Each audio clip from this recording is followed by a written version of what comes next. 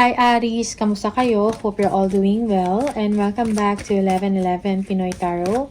Tingnan natin kung ano yung mga energies and messages for you, mga gabay at blessings for Aries. Maraming salamat for supporting my channel by not skipping ads. Aries. Anong meron for Aries? Okay. We have the Ten of Wands. You have the Ace of Pentacles. You have the Nine of Pentacles. You have the Six of Cups. You have the Fool. Okay. Aries, feeling mo you are weighed down with problems, no? You are weighed down with obligations and responsibilities, or madami ka lang talagang ginagawa, no? Most especially at work. You feel stressed already, no? You parang feeling mo kailan pa kaya ito matatapos, no? Yung mga struggles ko or yung paghihirap ko, something like that, okay? You're almost there, okay? And merong new beginning na paparating sa'yo, okay? Your wish will be granted, no? Merong pera na parating sa'yo. Yung iba sa inyo merong offer or opportunity for a career or a new job, no? For some, maybe you are inspired, no, to do something like to start a business, no? Parang naisip mo yun, no? Merong offer na ganyan, okay? Yes, you want financial freedom, you want security, no? Yung iba sa inyo, if you are self-employed, your business is doing well, or kung meron ka mga passion project, creative project, no, na kumikita, it is doing well, okay? Yeah, yung iba sa inyo, you need vacation. You need your freedom, you need your independence, all right? Meron ka ng energy. You are reminiscing or naalala mo, no, yung mga tao na mga kasama mo before, or maybe you are missing someone, you are missing a mother figure, a grandmother, or a wife, no? Or you're missing your child or your children, no? If you are working abroad, no? So you want to visit them, no? Or maybe gusto mong bakasyon, no? Gusto mo silang kitain, kausapin. If not, yung mga people sa past mo, no? They will communicate to you, mangangamusta sa inyo, okay? Yes, yung mga, minsan, for some of you, nagpa-browse ka ng mga photos or videos, no? Ng mga mahal mo sa buhay, or maybe this is an ex, no? Naalala mo, okay? Yeah. There are people, no, mga good friends na sumusuporta sa iyo or nasa paligid mo, okay? Yung iba sa inyo, you need to, you know, parang merong bagong simula, something exciting para sa iyo, okay? Yung iba, yes, maybe that is an overseas opportunity. Magtatrabaho ka sa abroad, no? Or maybe you are traveling, okay? Bakasyon. Tingnan natin. Ten of Wands. Ano to? Okay. We have the Lovers. You have the Moon. Yeah. Merong deception na nangyayari sa paligid mo. Meron ding mga delays sa mga gusto mong mangyari. Maybe you are expecting, no, a new beginning, but then may konting delay lang. That's why your emotions, no, mixed emotions, sometimes up, sometimes you don't know kung ano yung nararamdaman mo, okay? Your intuition is sharp, no? Malakas ang pakiramdam mo, lalo na kung meron kang nararamdaman na parang hindi maganda, no? Or for some, may mga tao na kinukonceal nila yung true self nila sa inyo, no? Parang, yeah, may mga hidden truths, no? Or lies na that need to be lit, okay? Na kailangang i-reveal, kailangan ma-illuminate, something like that. Merong romance building again within a relationship, no? Or within marriage, or for some of you, may decision ka na gagawin about a relationship. It is something that is weighing you down. Okay? Na feeling mo parang kailangan ko na gumawa ng action dito. Makamake ng decision so that I can start anew. Parang merong new beginning. But then, meron kang mga fears, no? Meron kang mga takot na which is nagbablock sa'yo sa mga future plans mo or sa mga plans mo. Okay?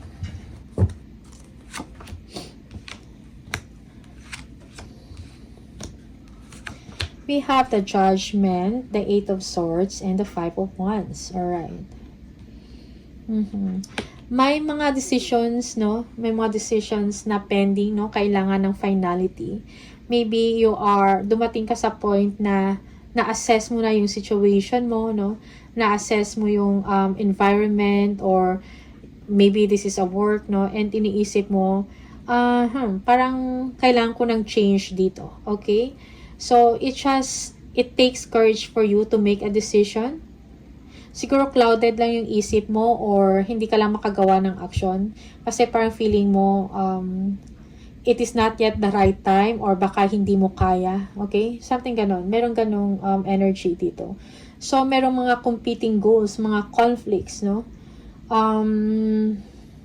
Whether to take this or not, to leave or not, no? To do this or not. Okay? May mga arguments and battles around that issue, or around that situation. Okay? And ito yung mga reason kung bakit hindi ka maka-take action. May mga taong involved, no? Na parang feeling mo parang ang gulo. That's why you cannot make a decision. Okay? This may be sa work mo, or sa relationship mo, or simply sa mga tao na nasa paligid mo. Okay? We have the Chariot,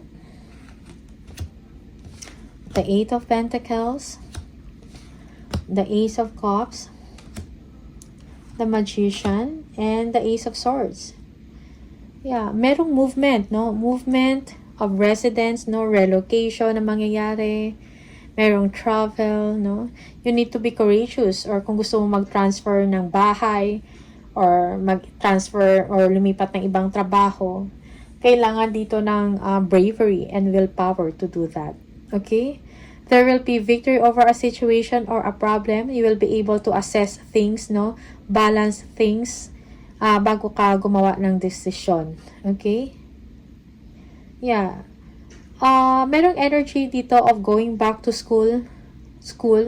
Meron kayong pag-aaralan, or meron kayong minamaster na skills or talent, no? Something like that. Also, your hard work is paying off. You may be receiving an award or reward, no? Or you will be paid dahil sa sipag mo, or sa galing mo sa inyong ginagawa, or sa galing mo sa trabaho. Okay? Merong someone dito na tutulong sa inyo, na makapagbigay sa iyo ng peace of mind, ng sense of security. Okay? You are supported by the universe. Merong blessing na darating sa inyo, no? Provided by the heavens, or bigay to sa inyo ng universe. Okay? You are manifesting your dream. You are making your dreams come true. Kung ano yung mga wish na gusto mo mangyari, that will be granted, no? Yeah.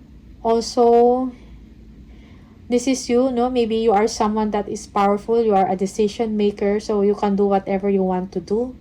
No, good or bad, no, depende sa inyo. All right?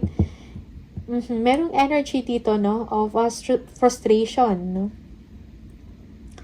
Meron kang gustong ma-accomplish, or meron kang gustong gawin, umpisahan, pero parang ang hirap, no. Parang ang hirap kasi parang may mga obstacles along the way, no. May mga obstacles sa mga path na gusto mong tahakin or gusto mong gawin. Okay? And that gives you a sense of, a feeling of frustration or disappointment. That's why merong hollow victory dito. Okay? Merong breakthrough dito, pero it seems parang ang hirap, no? Merong ganon. Meron kang gustong umpisahan, pero very challenging. Okay? May ganong energy. Page of Pentacles. Yeah, you are looking forward for a travel, no? For a change of residence, or for a change of job. Merong tao dito, no? Makipag-collaborate sa iyo, no? To work things out. Yes, may mga kailangan kang trabahuhin, okay? May mga kailangan kang gawin. You have to get things done. So, yeah. Yung iba sa inyo, you will be working while traveling. Or, meron kang matatanggap na message na talagang ikakatuwa mo. Na para bang this is an answered prayer for you. Okay? Merong someone na magdadala sa iyo ng news, balita, about stability, about finances, about an opportunity. Okay? Yeah, merong pag-uusap, merong planning, no? Na mangyayari dito about an improvement, an exchange of communication. Okay? Things for you will be busy, no? You will be busy, no? Madami kang trabawin or marami kang gagawin. May mga meetings, kaliwa kanan, no? May mga messages from your phone, laptop, no? May mga emails, text, something like that, or calls. Alright? So, parang kailangan to ng inyong immediate attention. Yeah, merong pag-uusap about travel. No? Flights. Okay? We have the Devil, the King of Pentacles, the Queen of Pentacles, the Seven of Cups, and the Nine of Wands. Alright. Yeah, meron kang gustong gawin, no? Maybe a project or an opportunity. Pero may pero parang may balakid, kumbaga. Okay, someone na may mataas na posisyon or may pera, no? A well-experienced person, okay? Yeah, maybe for you this person is toxic. All right? Yeah. For some of you, you have to release yourself, no, from this toxic situation or from this toxic person. Okay? Okay, merong Queen of Pentacles, no? Seven of Cups, and the Nine of Wands. Alright. Kung may mga challenges dito, no? Along the way, sa gusto mong tahakin, no? Or sa gusto mong gawin. Just handle it with kindness and understanding. Siguro kailangan mong palawakin ang iyong pag-unawa, no? Ang iyong pag-iisip, no? Yeah. Also, merong someone dito that needs your time and attention, no? You need to make time for your family or loved ones. Yung iba sa inyo, you're thinking about purchasing something expensive or costly. Siguro you are surveying a land o nasa-survey ka ng mga bahay, no? You're thinking about it, no? Merong house construction dito or repair or fixing of a home or a house. Okay? You are looking into options and choices. Parang nire-review mo, no? Bawat choice or kung ano man itong mga options na to, parang tinitingnan mo, pinag-aaralan mo. Okay? Before you make a decision or before you make a choice. Alright? So remember, all that glitters is not gold, no? So, look beyond, no? Kung ano pa yung siguro may mga underlying something dyan na kailangan mo tingnan or matuklasan or pag-aralan. Okay? When it comes to your money, yes, merong improvement dyan, no? Pinag-uusapan, alright?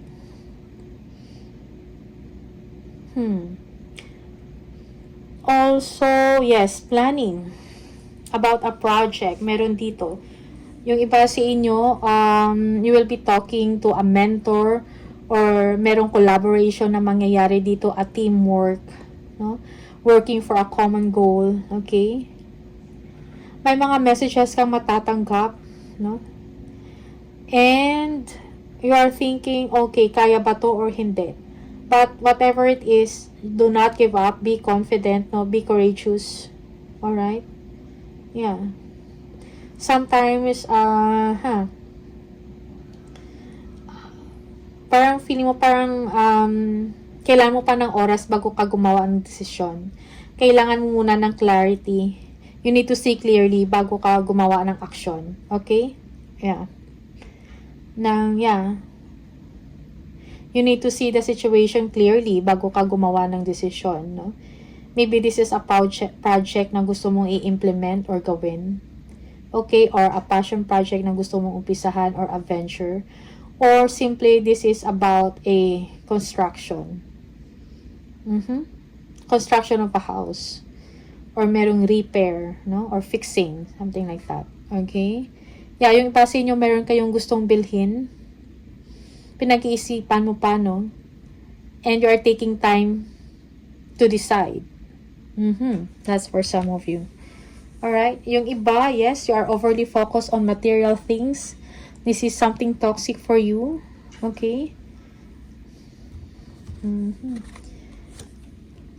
Yes, yung iba is unhealthy, no?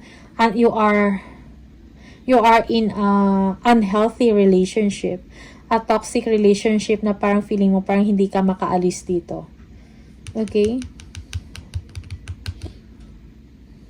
Maybe this person has money, or this person is dependent on you because of your money, something like that. Dahil sa mga opportunities na meron ka. Alright? We have the death. Okay, there is a new beginning for you. Merong ending, no? May ending ng hindi magandang sitwasyon, no? For some of you, you need to move on, let go of toxic relationship, no? Of toxic situation, you need to move on. Start afresh, start anew. Okay? Merong bagong simula para sa inyo dito. Okay? Improvements, no? Merong money improvement. Okay. Yeah, and celebration. Merong success, announcement of good news. Maybe this is a new job for you, no? Or maybe this is a promotion. Alright? So, merong magandang mangyayari sa inyo. Aries, okay? After some struggles, after some toxic situation, no? After sa mga paghihirap mo, no? Merong katapusan na nangyari, or merong phase in your life na nag-end, and then merong new beginning ka in puro improvements or magagandang mangyari, celebration, no? Okay. The world. Alright, yeah, for some of you, parang meron kang iniisip, no? Yes, merong enjoyment, merong success. But on the other hand, meron kang feeling of dissatisfaction or discontentment, no? Yeah. Maybe you want to travel, no? Also, maybe you're thinking about an overseas travel or trip, no? Your hard work, yung hard work mo dito has been paid off or will be paid off, no? Your efforts will be recognized. This is a milestone moment for you. Meron ganong energy dito. You are completing a phase, no? Or you are completing a project with pride and success. And that's why merong dito sa'yo, like fulfillment na nangyayari, no? Na parang meron kang na-accomplish na something important. We have the King of Cups, the Strength. We have the Four of Wands. Yeah. Merong accomplishment dito. Okay? Yeah, for some of you, you need to stay strong. You need to be courageous also. No? Most especially kung when facing a difficult situation, no? A very challenging situation. So you need to display courage, no? Yet, you need to remain controlled, no? Disciplined at the same time, and confident, alright? Yeah, that's for some of you. You are also making an important decision when it comes to a business, or when it comes to a money-making opportunity, alright? Merong someone dito, a father figure or a father, that needs your compassion, no? That needs that needs to hear from you, no? And this person also wants you to be strong sa mga challenges na kinakaharap mo, okay? Sa mga difficulties, sa mga trials sa life mo. So this person wants you to be strong, no? And to stand out, all right? Yeah, this person wants you to succeed, wants you to accomplish something, okay? Although meron kang mga fears and frustrations, no? Parang merong success, but then in your mind and in your heart, parang merong gumugulo or disruption, or parang may bumabagabag sa'yo, no? Na parang nagbibigay sa inyo ng sleepless nights, ng sorrow or unhappiness, okay? Or anxiety, okay? So let go of that feelings, no? Let go of that emotion, okay? Kasi sometimes yun yung nagpapa-block or nagba-block sa mga pangarap mo or sa mga gusto mong gawin. Okay, Aries? We have the sun, yeah. So, ibalik mo yung sigla mo sa sarili, no? Yung vitality, no? May mga solusyon sa problema mo, okay? Makakapag-isip ka ng mga bright ideas, bright prospects, something like that, na that can lead you to success, alright? You will be accomplishing something big, no? You will be known around the world or internationally. That's for some of you, okay? So, yeah, there is light at the end of the tunnel. So, kung ano man tong mga iniisip mo or bumabagabag sa'yo, huwag kang mag-alala, okay? Kasi merong solusyon na ibibigay or merong solusyon na i-present para sa'yo, okay? Yeah. Alright, Aries, tingnan natin. Ano yung message sa'yo from the universe?